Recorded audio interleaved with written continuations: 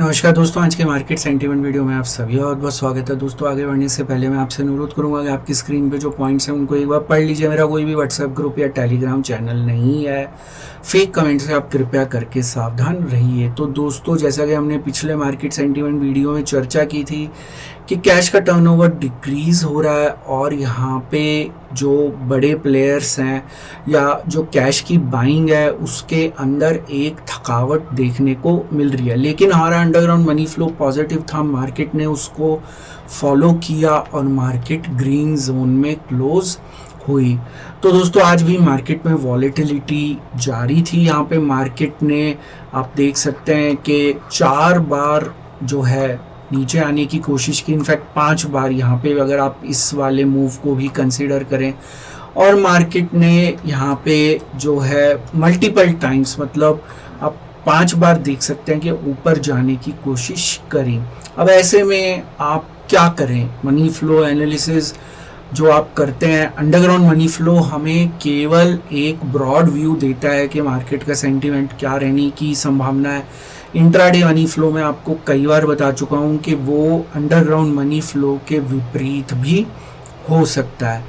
तो यहाँ पे दोस्तों हमें करना कुछ नहीं है, हमें सिंपल ये देखना होता है कि किस समय जो बड़े प्लेयर्स हैं वो ऑप्शंस में या फ्यूचर्स में जहाँ पे भी एक्टिव हैं वो बेसिकली कहाँ पे एक्टिव हैं। तो अगर आप मान लीजिए फ्यूचर्स में ट्रेड लेते हैं तो वहाँ पे भी आपको एक overall cumulative money flow calculate करना होता है, लेकिन ये फाइंड आउट करना बहुत ज़रूरी है कि कहाँ पे वो सबसे ज़्यादा एक्टिव हैं।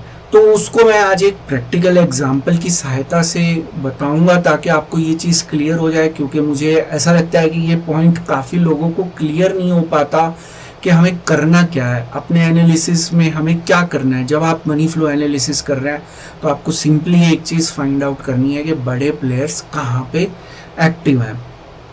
तो मैं आपको यहाँ पे एक लर्निंग के पॉइंट ऑफ व्यू से अपने ट्रेड्स दिखा रहा हूँ। मैं यहाँ पे कोई ये शो करने की कोशिश नहीं कर रहा कि मैं बेस्ट हूँ या मुझे सब आता है, बट मैं एक कोशिश है मेरी तरफ से कि आपको मैं प्रैक्टिकली समझा सकूँ कि यहाँ पे क्या करने की कोशिश की जा रही है। तो यहाँ पे जब आज दिन के दौरान मार्केट को नीचे लाने की कोशिश की गई लगभग 4 या 5 बार, तो सबसे पहले सुबह जब नीचे लाने की कोशिश की गई तो वहाँ पे बड़े प्लेयर्स 22,200 की कॉल राइटिंग कर रहे थे और उसके बाद जो नीचे लाने के अटेम्प्ट्स थे वहाँ पे 22,300 की कॉल राइटिंग की जा रही थी। जब ऊपर गई मार्केट तो 22,500 का पुट राइट किया जा रहा था। तो बेसिकली इन स्ट्राइक प्राइसेस का रेलेवेंस क्या होता है मनी फ्लो में? नॉर्मली ऐसा देखा गया है कि अगर बड़े प्लेयर जो पोजीशन बनाते हैं अगर वो मार्केट को कंट्रोल कर लें तो वो उस पर्टिकुलर स्ट्राइक प्राइस तक ज़रूर लेके जाते हैं मार्केट। तो जैसा कि हमारे रूल्स भी हैं कि बड़े प्लेयर्स या तो इन द मनी में या एटीएम पे जो है अपनी एक्टिविटी करते हैं, जो भी राइटिंग की एक्टिविटी करते हैं।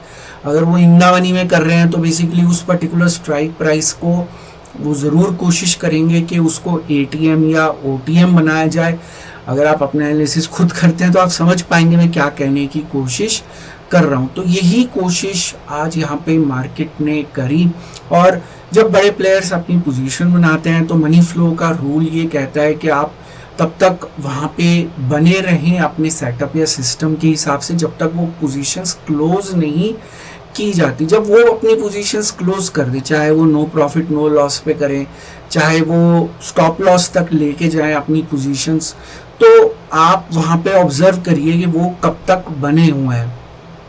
आज यहाँ पे जो पोजीशंस बनाई गई उनको स्टॉप लॉस तक तो नहीं लेके जाया गया बड़े प्लेयर्स के द्वारा, तो उन्होंने अपनी पोजीशंस को फटाफट क्लोज कर दिया जब मार्केट को वो कंट्रोल नहीं कर पा रहे थे। तो चार्ट की सहायता से आप साफ तौर पे देख सकते हैं कि ना तो बुल्स ना तो बियर्स यहाँ पे मार्केट को कंट्रोल कर पा रहे थे। मार्केट जो है वो एक जिगजैग मोशन में मूव कर रही थी। तो छोटे प्लेयर्स के लिए काफ़ी ज़्यादा मुश्किल हो जाता है अनटिल अनलेस आप अपना एनालिसिस नहीं करते, आप नहीं आइडेंटिफाई कर पाएंगे कि यहाँ पे क्या करने की कोशिश की जा रही है।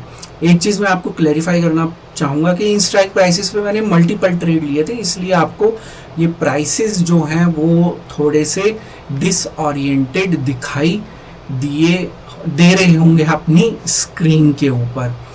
तो यहाँ पे दोस्तों हम ईओडी डेटा से भी हम कंफर्म कर सकते हैं कि क्या हम अपना एनालिसिस सही कर रहे थे। तो 22,300 जैसे मैंने आपको बताया कॉल राइटिंग की जा रही थी, 22,500 पुट राइटिंग की जा रही थी, 22,200 की कॉल राइटिंग की जा रही थी।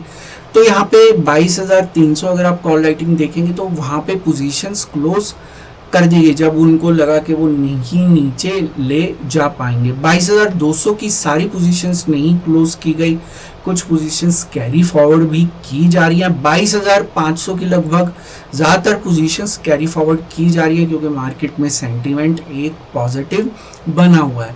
तो जब 22,500 का पुट राइट किया गया तो वहाँ पे क्या होता है कि आपको ये देखना होता है कि किस पॉइंट के ऊपर न्यूट्रल पॉइंट कहाँ पे है। तो न्यूट्रल पॉइंट के ऊपर आपका बाइंग सेलिंग प्रेशर बराबर हो जाता है, तो आपको क्लियर हो जाएगा कि 22,500 का पुट राइट किया गया, क्या वो मार्केट को 22,500 तक ले जा पाएंगे, चाहे उन्होंने अपनी पोजीशन क्लोज नहीं करी। लेकिन आपको ये भी ध्यान रखना ज़रूरी है कि क्या जो मूव है उसमें इतनी स्ट्रेंथ है कि वो मार्केट को वहाँ तक लेके जा पाएंगे। पोजीशन बना ली, उनको लगा कि वो ले जाएंगे, लेकिन क्या उस मूव में इतनी स्ट्रेंथ है, क्या मनी फ्लो में इतनी स्ट्रेंथ है कि वो मार्केट को वहाँ तक ले जा पाएंगे। यही सारा खेल जो है वो मनी फ्लो का है। और अगर आप इस बात को जिस दिन समझ गए तो आपको सब चीज़ें साफ साफ समझ में आनी शुरू हो जाएंगी। कैश की अगर हम बात करें, एफआईआईज ने कोई खास एक्टिविटी नहीं की, इवन दो 564 करोड़ की सेलिंग करी। डीआईआईज ने 3500 करोड़ की बाइंग करी, जिसकी वजह से मार्केट जो है वो आपकी ग्रीन के अंदर क्लोज हुई। तो दोस्तों यहाँ पे D2C रेशो भी यही सजेस्ट कर रहा है कि मार्केट को आज कैश कंट्रोल कर रहा था, लेकिन कैश का मनी फ्लो नेगेटिव था, वॉल्यूम डिक्रीज हो रही है, कैश का टर्नओवर डिक्रीज हो रहा है, छोटे प्लेयर्स ज़्यादा एक्टिव थे मार्केट में। ऑप्शंस का मनी फ्लो मैंने आपको ऑलरेडी बताया कि 22,200 का जो कॉल राइटिंग की गई वो सारी पोजीशंस क्लोज नहीं की गई हैं। तो यहाँ पे एफआईआईज का जो ऑप्शंस का मनी फ्लो है वो हमें नेगेटिव दिखाई दे रहा है। और फ्यूचर्स की अगर हम बात करें तो लॉन्ग पोजीशंस बनाएगी जो कि स्ट्रेंथ की तरफ इशारा है। बड़े एफआईआईज की जो पोजीशंस हैं उसमें कोई बदलाव नहीं हुआ, नेट बेसिस पे 60,000 शॉर्ट पोजीशंस हैं बड़े प्लेयर्स की। और फ्यूचर्स के अंदर लॉन्ग बिल्डअप का इशारा किया जा रहा है। मैं आपको एक चीज़ क्लैरिफाई करना चाहूँगा, मैंने यहाँ 2 मार्च का डेटा कंसीडर नहीं किया। सैटरडे को मार्केट केवल कुछ समय के लिए ओपन थी, फुल ट्रेडिंग डे नहीं था, इसलिए मैंने उसको कंसीडर नहीं किया। तो दोस्तों अगर हम यहाँ पे समरी के तौर पे देखें तो कैश का मनी फ्लो नेगेटिव था, ऑप्शंस का मनी फ्लो नेगेटिव था, फ्यूचर्स का मनी फ्लो पॉजिटिव था, सरफेस मनी फ्लो वीकनेस की तरफ इशारा कर रहा है। एफआईआईज की बात की जाए, कैश में सेलिंग की गई लेकिन 1000 करोड़ से कम, इसको हम न्यूट्रल मानेंगे। ऑप्शंस का मनी फ्लो नेगेटिव है, फ्यूचर्स के अंदर नेट बेसिस पे शॉर्ट पोजीशंस हैं। तो एफआईआईज का ओपिनियन न्यूट्रल विद वीकनेस बायस है। अंडरग्राउंड मनी फ्लो मैंने इस वीडियो में एक स्क्रीनशॉट की सहायता से आपके साथ शेयर कर दिया है और उम्मीद है कि मार्केट कल भी उसको फॉलो करेगी। दोस्तों इस वीडियो का एक डिस्क्लेमर भी है जो कि आपको अपनी स्क्रीन पे दिख रहा होगा। वीडियो मैंने सिर्फ एक एजुकेशन, लर्निंग और इन्फॉर्मेशन के पॉइंट ऑफ व्यू से बनाया था। यहाँ पे मेरी आपको कोई सजेशन, सलाह या राय नहीं है कि आप किसी भी स्टॉक या इंडेक्स में बाय, सेल या होल्ड की पोजीशन बनाएं। किसी भी निवेश या ट्रेड से पहले अपने फाइनेंशियल प्लानर या इन्वेस्टमेंट एडवाइजर की सलाह ज़रूर ले लें।